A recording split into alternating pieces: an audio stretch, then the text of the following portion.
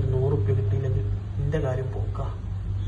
ഇസ്മാൽഖാൻ്റെ പൊറാട്ടയും ബീഫും ആലോചിക്കുമ്പോൾ തന്നെ വയല് വേണം വരുന്നു. ഓ ഇനി ഞാൻ 100 റുപ്യ സംഘടിപ്പിക്കാൻ എന്താ അതിനൊരു വഴി? അച്ഛനെ തന്നെ പറ്റിക്കുക.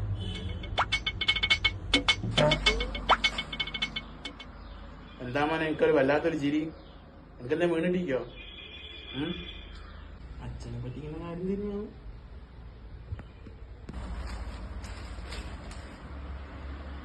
എന്നെ പറഞ്ഞോ അച്ഛാ ഇനി ഫോറസ്റ്റ് കാർഡ് കിട്ടുന്ന ദിവസം, അതുകൊണ്ട് 100 റുപ്യ വേണം. അന്ന് പറഞ്ഞത് ലക്ഷങ്ങൾ കൊടുക്കുന്ന സാധനത്താണ്.